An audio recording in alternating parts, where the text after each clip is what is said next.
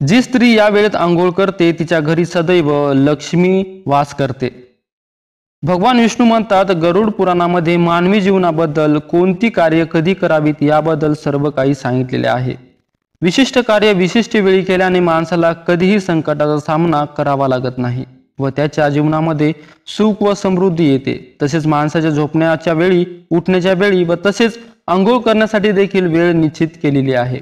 असेच एकदा भगवान विष्णू आणि माता लक्ष्मी क्षीरसागरातील शेषनागाच्या शय्येवर विसावले होते। त्यानंतर गरुड पक्षी त्या ठिकाणी येतो आणि भगवान विष्णू आणि माता लक्ष्मीला विचारू लागतो, हे परमेश्वर, या पृथ्वीला मी भेट देऊन आलो आहे। मी पाहिलं आहे की पृथ्वीवर अनेक लोक रोज आंघोळ करतात, परंतु तरीही ते दुःखी राहतात। त्यांचं दुःखी होण्याचं कारण काय? हे परमेश्वरा, कृपया मला सांगा की स्नान करण्याचा सर्वोत्तम मार्ग कोणता आहे? आंघोळ कधी आणि कशी करावी? स्नान करताना कोणते मंत्र जपावेत? हे सर्व प्रश्न जाणून घेण्याची इच्छा माझ्या मनात निर्माण झाली आहे। गरुड महालक्ष्मीला म्हणतात, हे माते, मी असेही पाहिले आहे की अनेक स्त्रिया रोज स्नान करून तुमची पूजा करतात, पण तरीही तुम्ही त्यांच्या घरात राहत नाही, याचे कारण काय? असा प्रश्न गरुडजी विचारतात। तेव्हा भगवान विष्णू म्हणतात, पक्ष्यांचा राजा गरुड, तू योग्य प्रश्न विचारला आहेस। आंघोळ करणे फार महत्त्वाचे आहे। या गोष्टी आपल्याला अगदी सामान्य, साध्या, सोप्या वाटतात, परंतु आपल्याला पूर्वापार चालत आलेल्या प्रत्येक बाबीमध्ये काहीतरी अर्थ दडलेला आहे। आपण त्या गोष्टीकडे लक्ष देत नाहीत, त्यामागील शास्त्र देखील समजून घेत नाही। अंघोळीने शरीर शुद्ध होते आणि मनुष्य पूजा वगैरे कर्मकांड करण्यास पात्र होतो। त्यामुळे माणसाने रोज अंघोळ करावी। तुमच्या सर्व प्रश्नाचे उत्तर देण्यापूर्वी मी तुम्हाला एक अतिशय पवित्र गोष्ट सांगतो, तुम्ही ते लक्षपूर्वक ऐका।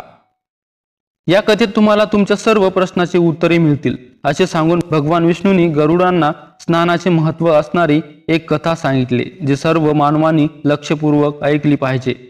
ही कथा श्रवण केल्याने मनुष्याला शेकडो तीर्थक्षेत्री स्नान करण्याचे पुण्य प्राप्त होते। म्हणूनच तुम्ही सर्वांनी ही कथा पूर्णपणे ऐकावी। चला तर सुरुवात करूया। भगवान विष्णू म्हणतात, पक्ष्यांचा राजा ही प्राचीन काळातील गोष्ट आहे। मध्य देशात एक अतिशय सुंदर शहर होते। तिथे एक श्रीमंत व्यापारी राहत होता। त्याला 3 मुली होत्या। आपल्या मुलांना कधीच काही कमी पडू दिले नाही। त्यांनी त्यांना मोठ्या प्रेमाने, लाडाने वाढवले होते। त्यांच्या मुली स्वभावाने खेळकर होत्या आणि अतिशय सुंदर देखील होत्या। वडिलांनी सर्व कर्तव्य पार पाडली, आपल्या मुलींना सर्व काही दिले, परंतु त्यांनी एकच चूक केली होती, ती म्हणजे त्यांनी आपल्या मुलींना शास्त्राचे आणि योग्य संस्कार याचे ज्ञान दिले नाही। आयुष्यात सर्व काही मिळूनही त्यांच्या मुलीचे आयुष्य अपूर्ण होते। ज्ञानशिवाय मनुष्य पूर्ण होत नाही। पैसा, संपत्ती आणि सौंदर्य असूनही प्रत्येक स्त्रीकडे जे असायला हवे ते ज्ञान त्यांच्या मुलीकडे नव्हते।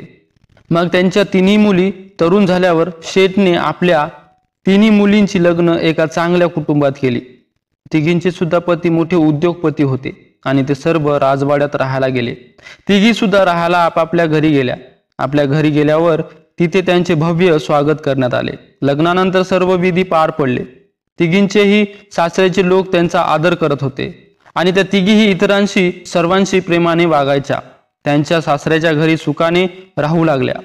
तिघी सुद्धा सकाळी उशिरा उठायच्या, आंघोळ उशिरा करायच्या, कधी कधी आंघोळ न करता जेवायच्या आणि अधूनमधून पूजा करायच्या।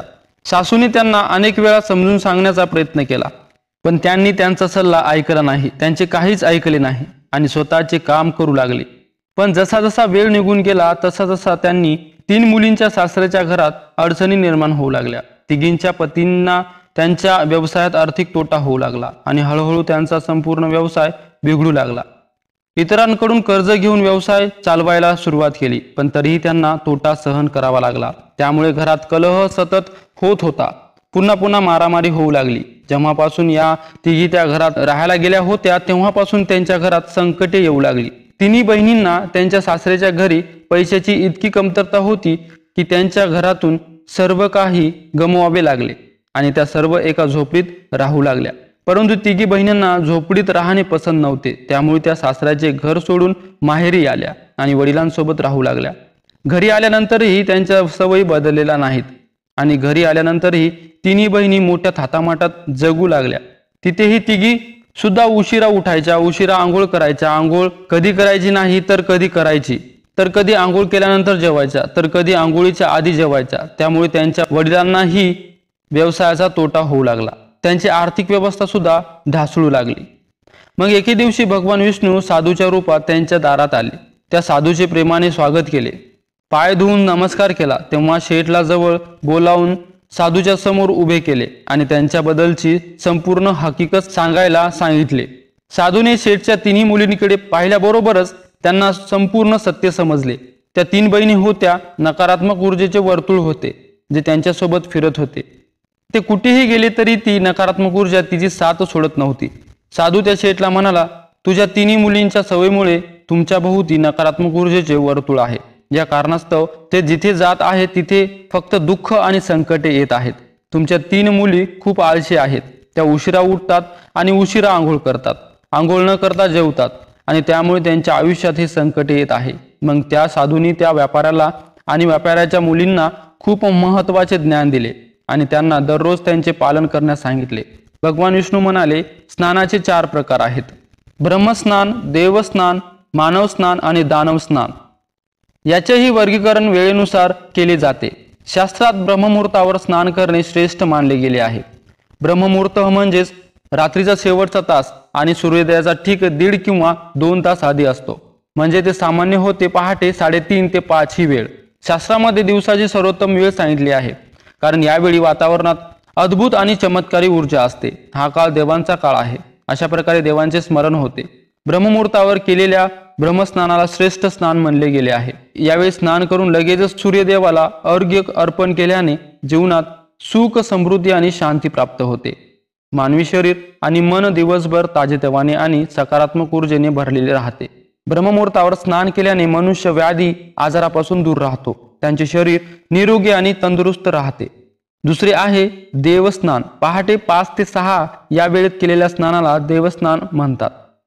सर्व पवित्र नद्यांचे स्मरण करून घेतलेले हे स्नान देखील सर्वोत्तम मानले जाते. अशा वेळी आंघोळ केल्याने मानवी शरीरात सकारात्मक ऊर्जा निर्माण होते आणि शरीरातील सर्व प्रकारची नकारात्मक आणि वाईट गोष्टी दूर होतात. देवस्नानामुळे वाईट गोष्टी दूर होतात. देवस्थानाच्या वेळी स्नान केल्याने शरीराबरोबरच मनही शुद्ध आणि पवित्र होते. यावेळेस स्नान केल्याने धनाची वृद्धी होते. माणसाला सर्व भौतिक सुख सोयी मिळतात. आकाशात तारे दिसतात. पहाटे केलेल्या स्नानाला देवस्नान म्हणतात. हे देखील सर्वोत्तम स्नान आहे. यावेळी स्नान केल्याने मानसिक शांती मिळते. तिसरे म्हणजे मानवी स्नान. सकाळी 6 ते 8 या वेळेत केलेल्या स्नानाला मानवी स्नान म्हणतात. सूर्योदयाच्या वेळी किंवा सूर्योदयानंतर केले जाते. यावेळी स्नान करणे देखील चांगले मानले जाते. दिवस शरीरात ताजेपणा आणि सकारात्मक ऊर्जा असते, जे आपल्याला कोणतेही काम करण्यास प्रोत्साहित करते. परंतु सूर्य दिसल्यानंतर 2 तासांनी कधीही स्नान करू नये. म्हणजे चौथे स्नान म्हणजे सकाळी 8 नंतर आंघोळ करणे म्हणजे दानव स्नान. ते सकाळी 8 ते 12 या वेळेत करतात. हे स्नान अयोग्य आहे. यावेळी वातावरणात असलेली दैवी शक्ती खूप कमी होते. त्यामुळे माणसामध्ये उत्साह राहत नसतो आणि ऊर्जेची कमतरता असते. त्यामुळे दिवसभर आळशीपणा जाणवतो. दिवसभर शरीरातील सुस्ती जाणवते. ही भावना राहते. कोणतेच काम करावासे वाटत नाही. आणि सकाळी 8 नंतर स्नान केल्याने व्यक्तीच्या जीवनात अशुभता येते. त्यांच्या शरीरात नकारात्मक ऊर्जा राहू लागते. असा माणूस जिथे जातो तिथे दुर्दैव त्याच्या पाठी येते. तुझ्या 3 मुली सकाळी उशिरा आंघोळ करायच्या, त्यामुळे सासरची सर्व संपत्ती नष्ट झाली आणि आता तुमची मालमत्ताही नष्ट होत आहे. जे लोक सूर्य उगवल्यानंतरही आंघोळ करत नाही, त्यांच्या मनात राग, द्वेष, नकारात्मक कमजोरी आणि चिडचिड दिवसभर राहते, ज्यामुळे त्यांच्या कामात अडचणी येतात. म्हणून रोज ब्रह्मस्नान करावे. तसेच मानवी स्नान करण्याचाही सल्ला दिला जातो. या पवित्र मुहूर्तावर दररोज उठून स्नान करून पूर्ण भक्तिभावाने देवीची आराधना, प्रार्थना, पठण व सूर्यदेवाला अर्घ्य अर्पण केल्याने आपले शरीर व तसेच मन शुद्ध आणि पवित्र होते आणि आपले अनेक समस्या दूर होतात.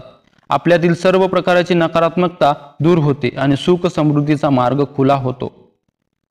संध्याकाळी आणि रात्री आवश्यक नसल्यास अजिबात आंघोळ करू नये.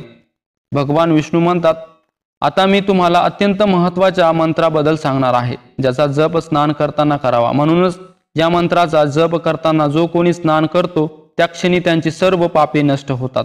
त्यांचे दुर्दैवही नष्ट होऊन त्याला सुख समृद्धी प्राप्त होते. तो मंत्र पुढील प्रमाणे आहे. लक्षपूर्वक ऐकावे.